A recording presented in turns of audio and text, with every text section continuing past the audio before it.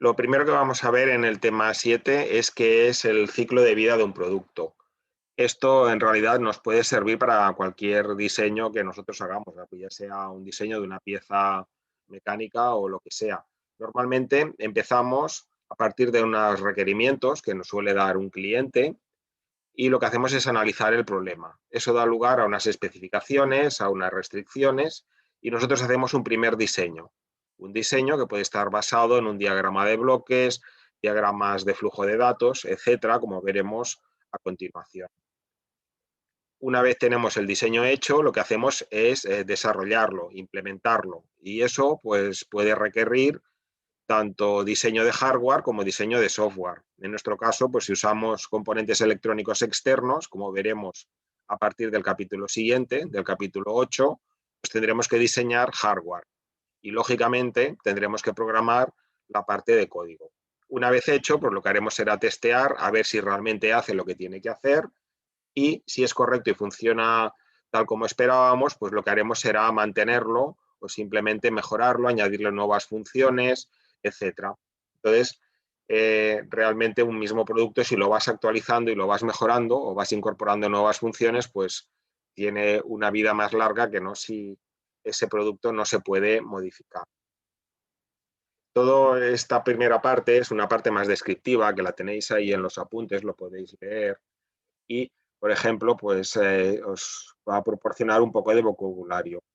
Un requerimiento, por ejemplo, es un parámetro que especificamos que deba cumplir el diseño. Entonces, es más bien a título eh, cualitativo. En cambio, cuando hablamos de especificaciones, las especificaciones son más concretas. Por ejemplo, un requerimiento pues, será un dispositivo portátil que nos quepa en el bolsillo. En cambio, si hablamos de especificaciones, estamos concretando más y ya tenemos que cuantificar cuál es el tamaño, cuál es el peso, etcétera. En general, las especificaciones serán unos parámetros detallados que nos describirán cómo tiene que funcionar el sistema. Además, pues lógicamente puede haber limitaciones de la potencia que puede consumir ese dispositivo porque va a funcionar con una batería o de lo que sea. Hay toda una serie de vocabulario que tenéis que podéis mirar pues con consideraciones de seguridad, de precisión, de compatibilidad con otros dispositivos, de coste, eso también puede ser una restricción, ¿no? El precio que esté acotado a una cota máxima, el consumo eléctrico, porque eso va a fijar la duración de las baterías, etcétera. O, por ejemplo, también otros aspectos como los humanos, ¿no? Hasta qué punto los clientes van a apreciar el producto. Esto también pues depende, puede depender de aspectos culturales, ¿no? Por ejemplo, hay sensores que lo que hacen es autentificar una persona, reconocerla a partir de la morfología de la mano. Entonces, si tú haces un diseño y ese diseño pues, es un dispositivo, una plancha metálica en la cual pones la mano encima, cuando estos productos los han llevado a Asia, pues resulta que en Asia tienen el tema del yin y el yang, y entonces a ellos el contacto de la carne humana con el metal no les gusta, y eso produce un rechazo. Por eso ellos normalmente cuando comen, comen con bastoncillos que son de bambú o son de plástico, pero no con cubiertos metálicos, ¿no? Culturalmente, pues igual resulta que tú haces un diseño muy bueno, pero lo has diseñado en metal y en esa cultura pues no les gusta el contacto con el metal. Pues todo eso son cosas que no son estrictamente de electrónica o de programación, pero que hay que tener en cuenta, lógicamente. ¿Qué es el documento de requerimientos? Pues el documento de requerimientos, aquí tenéis un listado de posibles apartados, esto igual en la asignatura de proyectos, pues lo veis más en detalle. En definitiva, viene a ser una especie de acuerdo o de contrato entre el cliente y nosotros como desarrolladores de lo que nos ha pedido. Por tanto, es dejar claro qué es lo que hace, qué es lo que no hace, hasta dónde llega nuestro diseño y todo aquello que no quede recogido, pues lógicamente no tenemos por qué hacerlo. Por tanto, esto es interesante a la hora de desarrollar un producto. El diagrama de flujo de datos pues, nos permite ordenar un poco qué es lo que vamos a hacer. Entonces, aquí en este diagrama, por ejemplo, pues lo que hacemos es que los bloques que son hardware los hemos representado con dispositivos cuadrados y aquellas partes que son software los hemos representado con elipses. Entonces aquí vemos pues cómo es el flujo de datos. Primero empezamos por el sensor se conecta a un convertidor analógico digital, el microcontrolador tiene un driver, una serie de subrutinas, de programas, de funciones que nos permiten interactuar con la salida que nos da ese dispositivo. Luego eso lo vamos a acabar mandando a una pantalla y además, como lo vamos a hacer a una velocidad determinada, cada X milisegundos tomaremos una muestra y cada X tiempo actualizaremos el valor de la pantalla, pues necesitaremos un reloj que nos vaya marcando la cadencia. Todo eso lo veremos en capítulos posteriores, que es el caso del SysTick. Entonces, realmente la última práctica viene a ser esto de aquí, ¿no? Nosotros del mundo exterior leemos una variable, la procesamos en el microcontrolador y la damos como resultado en una pantalla, en este caso un sensor de posición. Esta es la última práctica que hacéis, la práctica 14, la última práctica de la asignatura. También puede ser interesante tener diagramas de llamadas. Pues, por ejemplo, el bloque main, el programa principal, utiliza una subrutina que es la que hace la conversión analógico-digital, otra subrutina que lo que hace es enviar los datos a la pantalla y entonces pues, ese software se comunica con el hardware de la pantalla, el software del convertidor se comunica con el hardware del convertidor, etc. Mantenimiento. ¿Qué es el mantenimiento? Pues el mantenimiento es el proceso de corregir errores, añadir nuevas características, optimizar el programa para que se ejecute más rápido o ocupe menos espacio en memoria o simplemente trasladarlo de un computador a otro o de un microcontrolador a otro. Si cambiamos el hardware, pues quizás las direcciones de los puertos cambien y por tanto habrá que hacer alguna adaptación. La estrategia que nosotros usaremos para resolver las prácticas y para resolver en general cualquier problema es un refinamiento sucesivo. Nosotros iremos descomponiendo en tareas y cada tarea en subtareas y lo iremos modularizando, como veremos en transparencias posteriores, y llegará un momento en el cual nosotros podremos resolverlo o mediante una estructura secuencial en la cual primero hacemos una tarea y luego hacemos otra, o mediante un condicional que dependiendo de la condición que evaluemos haremos una cosa u otra, o iterativamente lo haremos un número fijado de veces o lo haremos indefinidamente mientras esté encendido. Esto es una estructura iterativa. O en el capítulo 11 veremos lo que son las interrupciones, que es lo que nos permitirá atender eventos externos. Entonces, realmente programar no es tan difícil. Lo que tenemos que saber es qué queremos que haga y entonces traducirlo al lenguaje de programación. Si yo quiero que haga una cosa A y una vez haya hecho eso, luego haga una cosa B, aquí tengo que ir a una estructura secuencial. Si yo quiero hacer A y B y tanto da el orden, si primero hago A o primero hago B, pues eso también es una estructura secuencial. Si tiene que hacer A y entonces si se cumple A, a hacer B, entonces es un condicional. Si para cada valor de A tiene que hacer una cosa B, pues eso es una iteración. Si tiene que hacer A mientras se cumpla una condición B, pues eso será una estructura iterativa también. Si tiene que repetir un proceso A para siempre, pues eso será una condición iterativa en la cual una estructura iterativa en la cual la condición de evaluación de mantenimiento sea siempre verdadera, que es el bucle infinito que tenemos en todos los mains.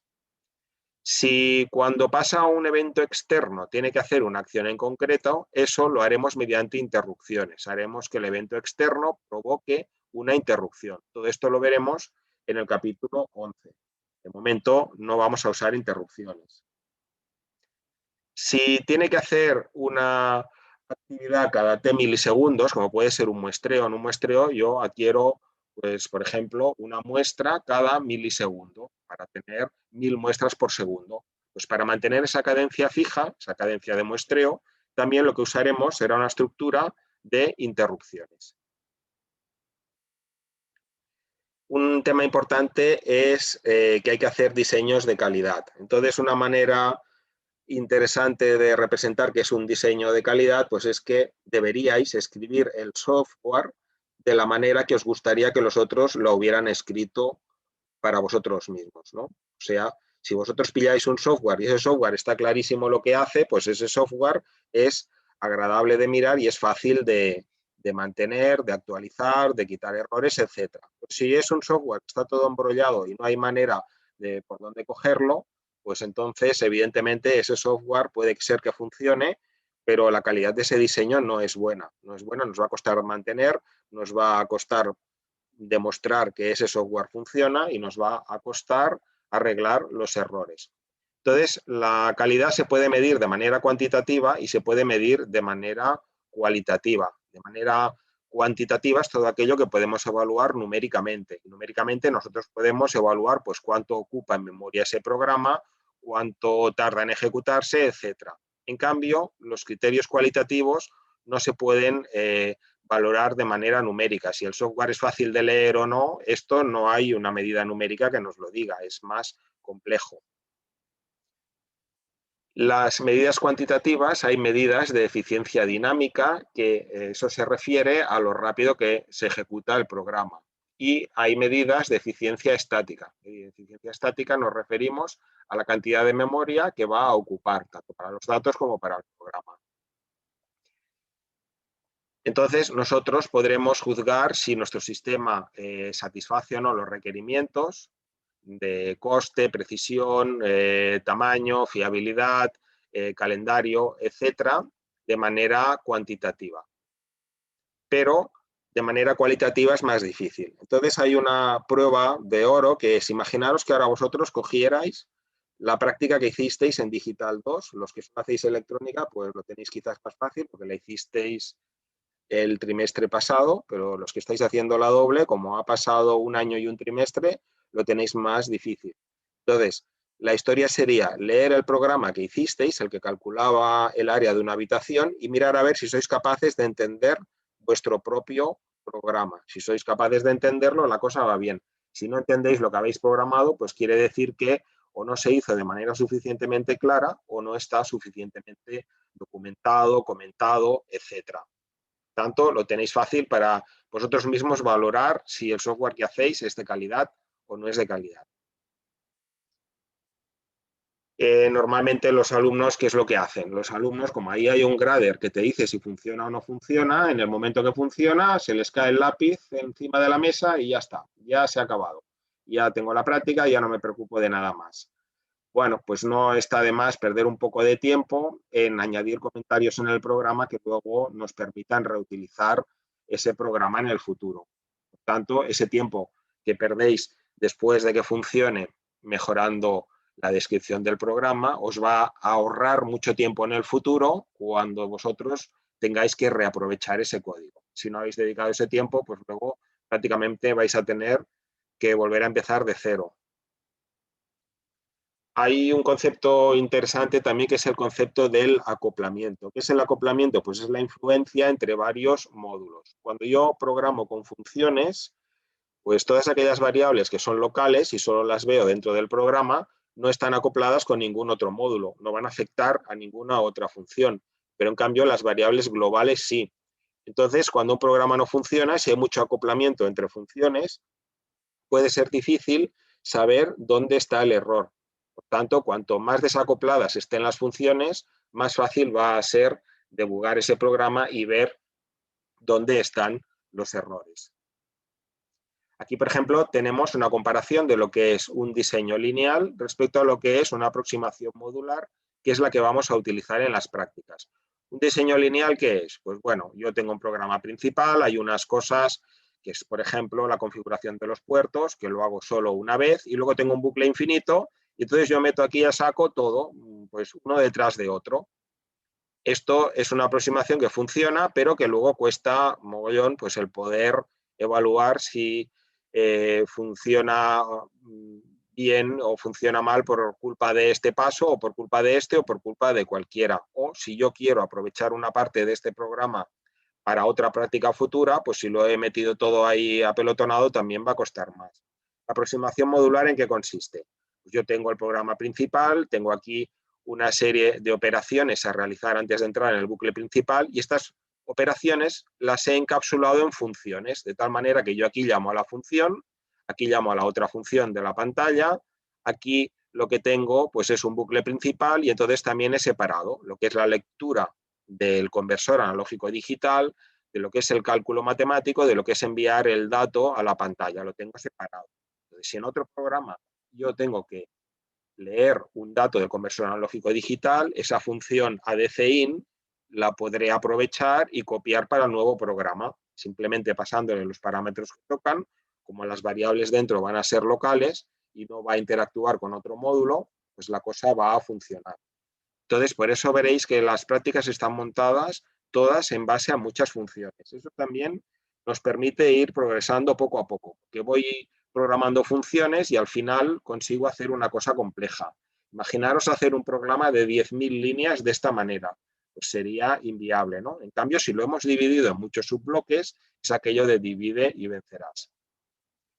Vamos a ver ahora algunos ejemplos que creo que os van a venir muy bien para hacer los ETs, para las prácticas y también para el examen. Ejemplo 1. Asumimos que los pins PF4, PF3 y PF0 son direcciones de acceso específicas, de tal manera que lo que hago es que accedo únicamente o al PF4 o al PF3 o al PF0, cada uno tiene definida su línea. Entonces, me dicen que haga un programa que haga el toggle del PF3 una vez y entonces lo continúe haciendo mientras PF4 y PF0 sean nivel alto, valgan 1.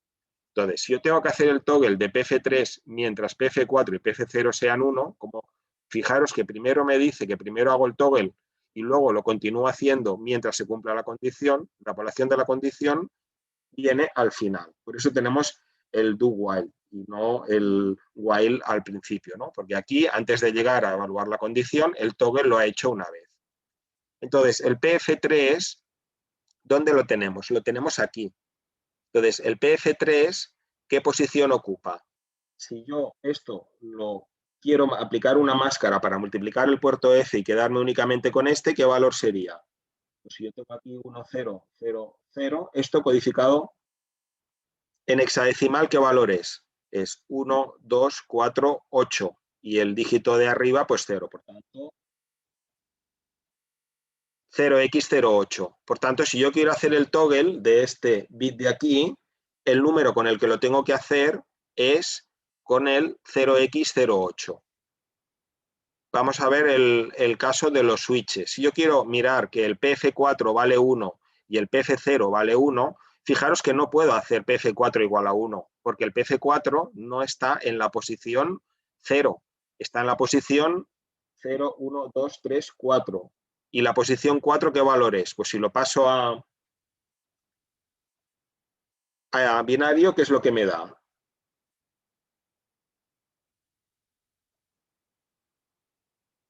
¿Esto qué número es? Es el 1, 0, ¿no? Cuando el PF4 valga 1, como la posición en la que está puesto es la posición esta de aquí, que es la 1, 2, 3, 4, 5, la quinta posición, el valor que me dará es 0x10. Y con el PF0, cuando valga 1, ¿qué número leeré? El número que leeré es 0x01. ¿Lo veis? Porque este está en esta posición de aquí.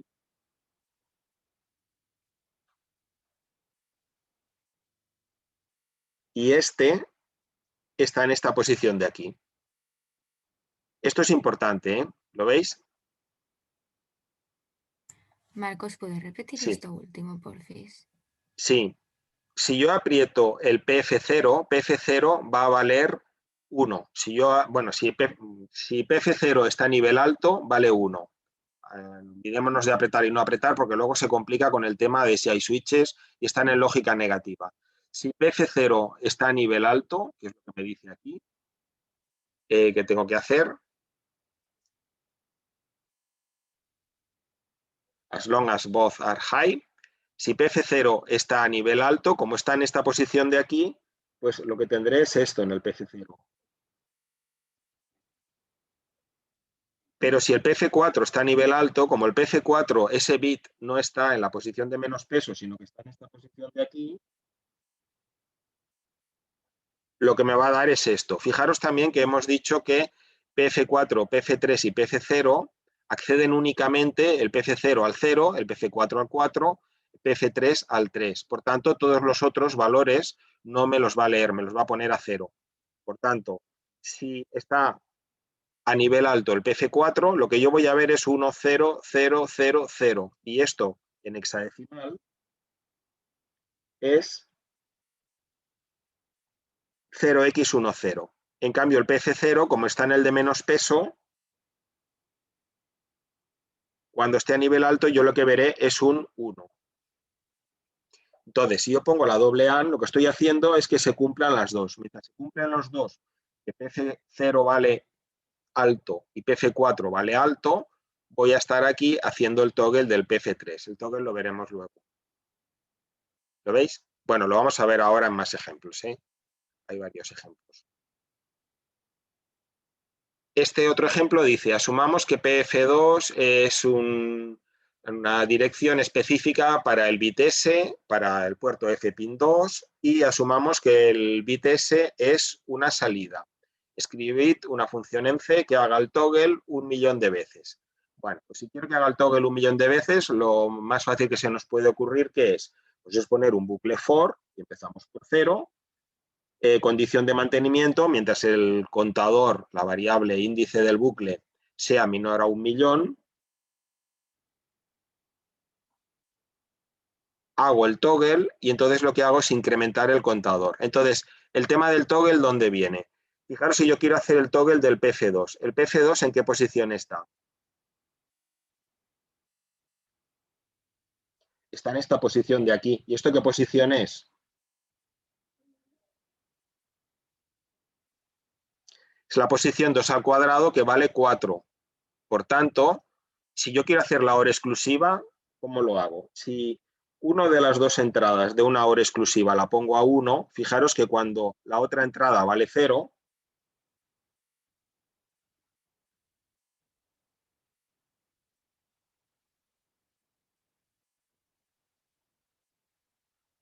si una la dejo fija a 1, cuando la otra vale 0, la hora exclusiva de 0,1, ¿cuánto da? Da 1. Y la hora exclusiva de 1,1, ¿cuánto da? Da 0, ¿no? Cuando yo fijo una de las entradas, ya de las 4 combinaciones de la hora exclusiva me quedo únicamente con 2, con estas dos que están marcadas aquí.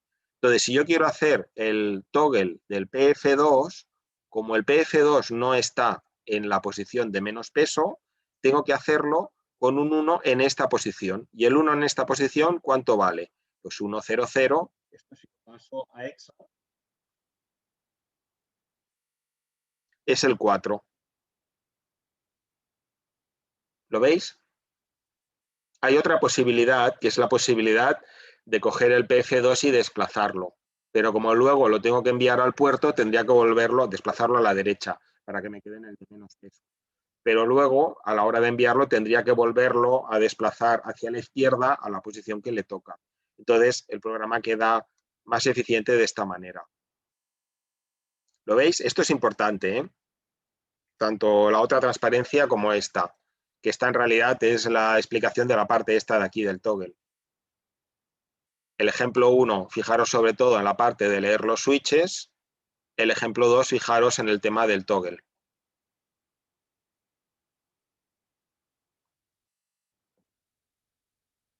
Vamos a ver ahora otro ejemplo, algo más sencillo, porque aquí no hay puertos. Nos dicen que escribamos una función en C que convierta los códigos ASCII de las letras de carácter ASCII en minúscula a mayúscula. Entonces nos dicen que para hacer eso lo que hay que hacer es restarle el código 0x20. Si miramos los códigos numéricos en una tabla ASCII, veremos que la diferencia entre la A minúscula y la A mayúscula pues es restarle 0x20. Entonces nos dicen que si la entrada no está entre la A y la Z minúscula, que entonces devolvamos el mismo valor que nos han pasado como parámetro de entrada. Entonces, fijaros que la función esta convert devuelve una variable del tipo char y recibe una variable del tipo char que llamamos letter. Entonces, lo primero que hago es mirar si el letter es entre una A minúscula y una Z minúscula.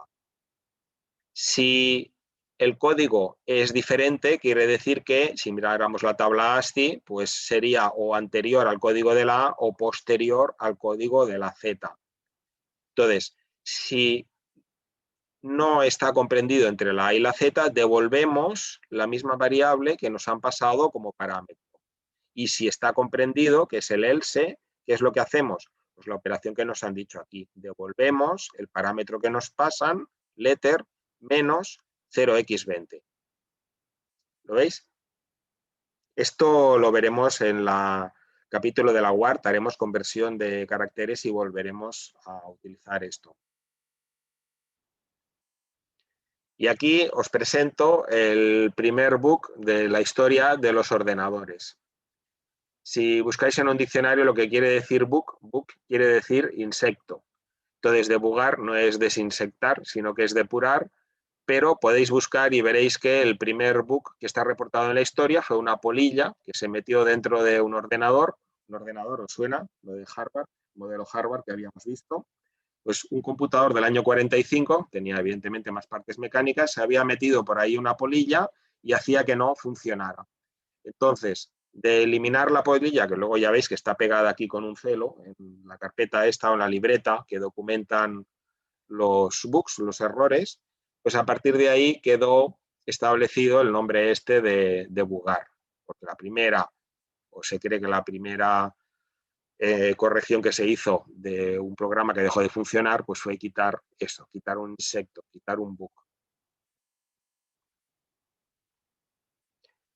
¿Qué es el functional debugging? El debugado funcional, pues es asignar unos valores de entrada que sean estables, que sepamos el valor que le estamos metiendo a la entrada a una función y mirar a ver si la salida cuadra con el valor que nosotros esperamos.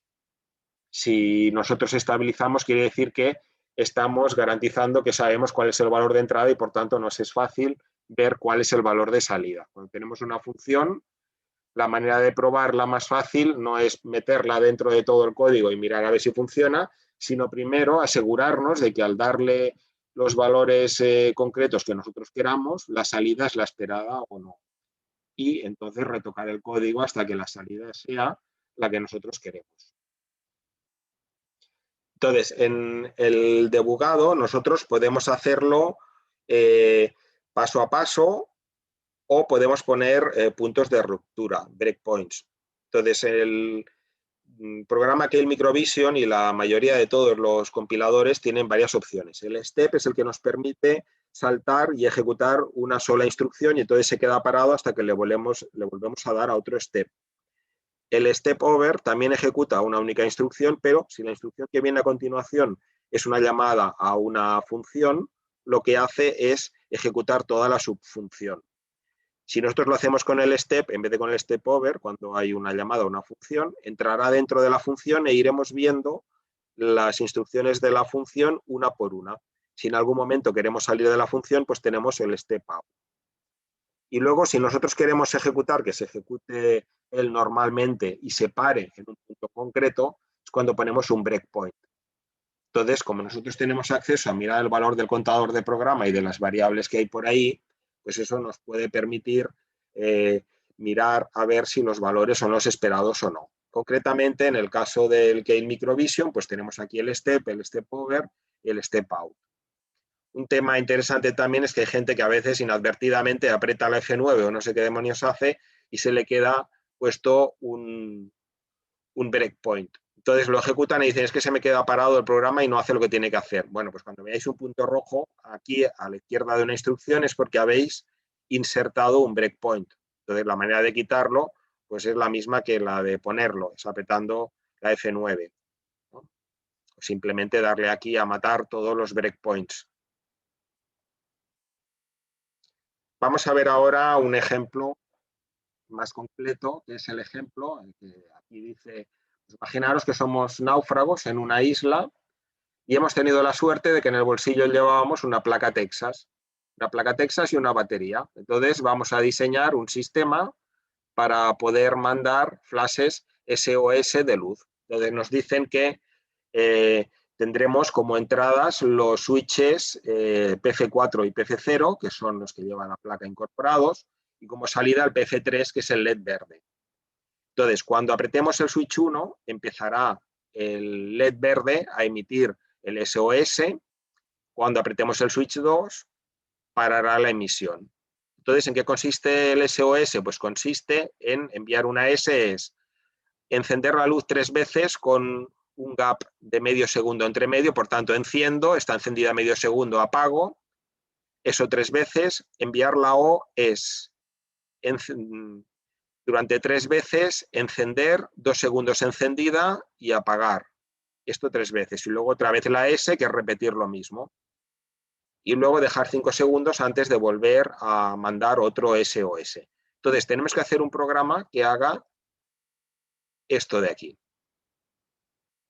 Lo primero que tenemos que hacer, ¿qué es? Lo primero que tenemos que hacer es definir los puertos. Si nos han dicho que vamos a usar el puerto F, pues la definición de las direcciones tiene que ser las del puerto F. Entonces, estos valores de aquí, normalmente pues los copiamos en todas las prácticas, son los mismos, pero no está de más saber pues, que vienen de la tabla que habíamos visto, ¿no? Este número es este de aquí y así sucesivamente. Y si quisiéramos cambiar el puerto F por otro puerto, pues iríamos a la tabla y miraríamos a ver cuál es el valor que corresponde a cada uno de los puertos.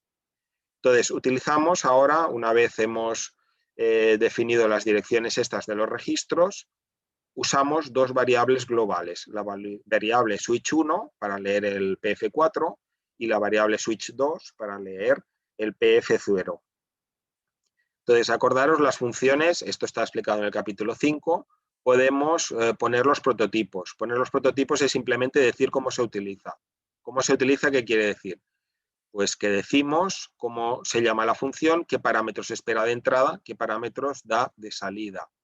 Si pone void es que no hay ningún parámetro de entrada. En cambio, la función esta delay, vamos a hacer una función delay que el retardo será proporcional al número que le pasemos. Y este número que le pasaremos será del tipo un signet long. Vamos a ver aquí el tema del main. En el main es una función más, es donde tenemos el bucle infinito, el while 1, pero fijaros que antes del while 1 hay una sección que es la sección de inicialización de puertos. Hay gente que esto lo mete aquí dentro del while. Bueno, no es que no esté bien, pero estamos haciendo el programa más ineficiente. La inicialización de puertos se hace solo una vez al encender, por tanto, no es necesario en cada pasada del bucle hacer la inicialización de los puertos. Por tanto, la inicialización va aquí justo antes del while. A continuación, ¿qué es lo que hacemos? Pues lo que hacemos es esperamos a que el switch 1 esté apretado, ¿no?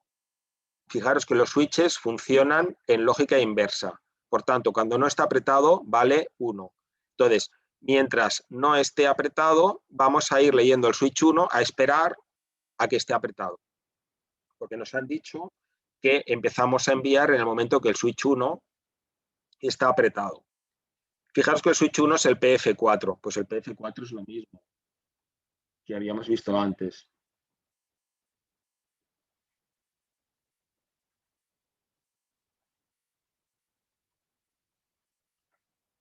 Si esto lo paso a hexadecimal, ¿qué número es? El dígito de menos peso es un 0, el dígito hexadecimal de más peso es un 1. Por tanto, 0x10, porque es el PF4. Entonces, mientras el PF4 valga 1, lógica inversa, que valga 1 quiere decir que no está apretado, vamos a ir leyendo el switch este. Entonces, fijaros que aquí al poner la máscara, lo que hago es multiplicar por el número este 1000, lo que hago es borrar, machacar todos los otros valores y quedarme únicamente con el del PF4, que es el que me interesa. Lo que hace es que se queda únicamente con el valor del PF4, que es el que quiero leer. Entonces, en el momento que ya sé que está apretado el PF4, entonces le llamo a la función que hace el flash. ¿Y qué tengo que mirar ahora? Tengo que mirar a ver si el switch 2 está apretado. En el momento que se apriete el switch 2, dejará de emitir. Entonces, el switch 2 lo tengo en el PF0. El PF0, fijaros, es el de menos peso. La máscara que tengo que aplicar para quedarme con el de menos peso es la AN con 0x01. Entonces, mientras no esté apretado, valdrá 1 ese bit de aquí. Mientras switch 2 valga 0x01, pues yo iré haciendo este bucle de aquí que llama a la función flash.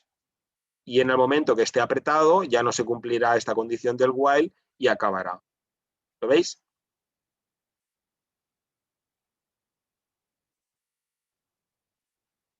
Vamos a ver ahora la configuración de puertos. Bueno, la configuración de puertos es lo que habíamos explicado en la otra clase. Lo primero es encender el reloj del puerto F, que ya lo vimos, era con el número 20.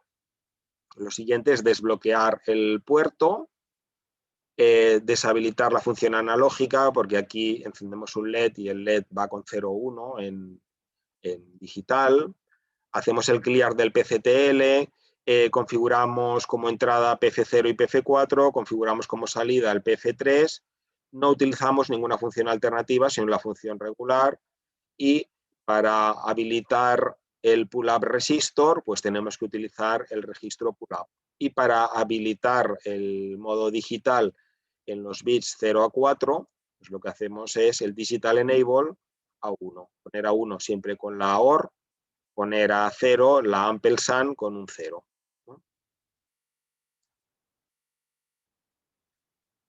Entonces, la función enviar el SOS, ¿en qué consiste? Primero, mando una S, cuando pongo estas dos barras de encima del 7, esto es comentario. Esto quiere decir que no lo va a compilar, no se va a traducir a código objeto, esto simplemente es para ayudarnos. Entonces, ¿el SOS en qué consiste? En que envío al puerto de datos de donde está el LED un 1, hago una espera para que esté durante ese medio segundo, luego lo pongo a 0 durante otro medio segundo, lo pongo a 1, lo pongo a 0, lo pongo a 1, lo pongo a 0. ¿Lo veis? Entonces, una vez enviada la S, mando la O. La O, el retardo es 4 veces mayor. Entonces, tengo que pasarle un parámetro 4 y es lo mismo, encendido, que es poner a 1 con la OR, apagado, que es la ampersand con la negada del 1, que es un 0, encendido, apagado. Y luego la S, que es exactamente lo mismo que tenemos aquí en la primera S. Y como parte final, 5 segundos de retraso. Entonces ahora ya solo nos falta implementar la función delay, es la última transparencia, que es esta de aquí. ¿Cómo lo ha hecho? Pues lo que ha hecho ha sido probar con un número. Yo hago un bucle con un número y entonces miro a ver qué retraso me sale. Entonces pone el número 400.000 y resulta que eso le da un tiempo de 0,13 segundos. Entonces, si quiere obtener un retraso de 0,5, lo que tengo que hacer es la regla de 3.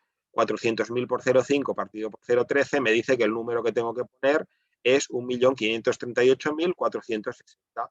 Entonces yo simplemente lo que hago es un bucle que va descontando hasta que llega a 0 y el número lo he calculado para que en hacer este proceso tarde ese medio segundo. Luego veremos en otros capítulos que hay otra manera de hacerlo con contadores. Pero de momento, para empezar, pues lo podemos hacer así. Entonces, con esto hemos acabado